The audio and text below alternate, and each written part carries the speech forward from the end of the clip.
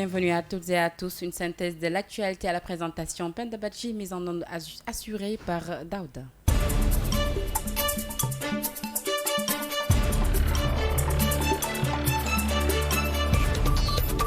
Toute l'actu sur King FM.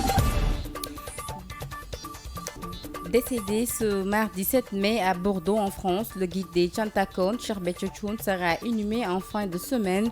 C'est ce qu'a fait savoir Seydina Thioune qui, depuis Bordeaux, annonce que toutes les dispositions sont déjà prises pour le rapatriement de la dépouille. Selon des sources proches de la famille du défunt, le cheikh sera inhumé à Medinatul Salam. Dialogue politique à Ndiaye rencontre les partis demain jeudi pour leur exposer les termes de référence, rapportent les journaux Le Soleil et Enquête dans leur parution de ce mercredi, ce qui marque le début des concertations pour le dialogue politique prévu le 28 mai prochain. À Tambacounda, la douane débusque 195 kg de chanvre indien dans un minibus et alpague 2 étrangers.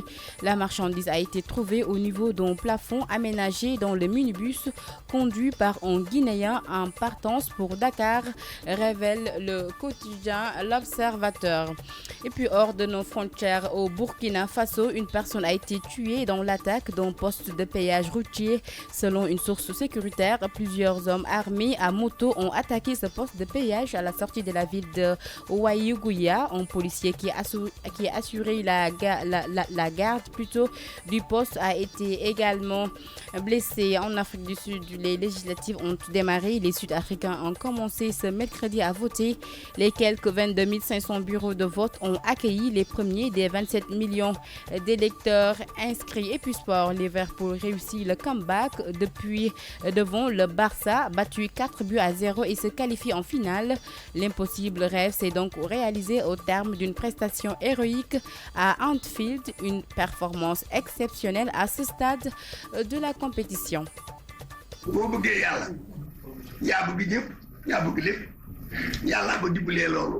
bañuma kenn barke Serigne Saliou Mbacké billahi wallahi taala bañuma kenn noonu ma kenn lu ma waay wax jéggal naa baal naa ñëpp.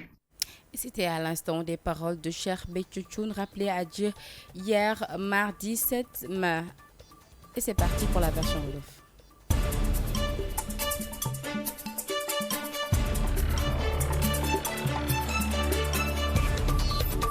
yéen a ngi déglu King FM ci 99.4.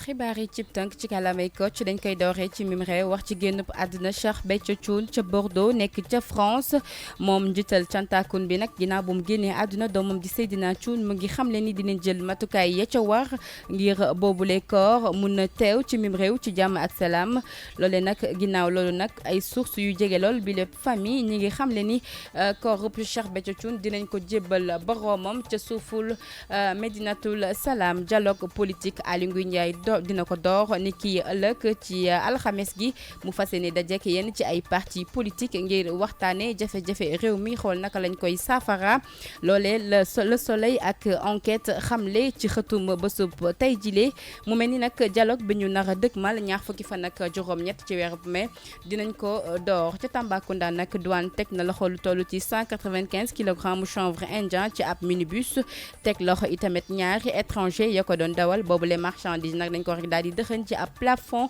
bu ñu rek daal di créé woon ngir mun a suul boobu les marchandises mu mel ni la ñu bëggoon rek mujjul sotti ndax police jot na ca teg loxo. Ca Burkina Faso ab nit la ñu fa daal di rey ci ab attaque poste de péage routier bu ñu sukkandikoo ci ay sources sécuritaires nag ay samba boy la yu gànnaayu woon war moto ñoo rek daal di attaqué boobu les postes de péage nekk ca bitib ville ba ab policier nag bu doom garde boobule bërëb dañ ko rek gaañ ay gaañu yu metti. ca Afrique du Sud nag législative ya door na ni ki tey ji sud africain yi génn nañu ñoom ñëpp dem voté ji lu toll ci 22 500 ci ay bureau de vote la ñu amal 27 millions d'électeurs ñoo ci jotagum inscrit. Sport wàllu tàggat yaram Liverpool gagné na démb ci kanamu Barça ñeenti bal ci dara mu loolu tax nag ba mu qualifié direct ca final mu mel ni rêve bu ñu yàggoon am la mu yàlla mujj na ko sottil. boo bëggee yàlla yaa bëgg ñëpp yaa bëgg lépp yàlla ba dimbalee loolu bañuma kenn barke Serigne Saliou Mbacké billahi wallahi taala bañuma kenn noonu ma kenn lu ma waay wax jéggal naa la baal naa ñëpp. mu doonoon ay kàddu Cheikh Béthio Thioune di ko ñaanal suuf oyof ci kawam yàlla xare ko ci àjjana yu kawe ya dañ leen di bàyyi ngeen wéyal programme ak Soxna Mati Dieng.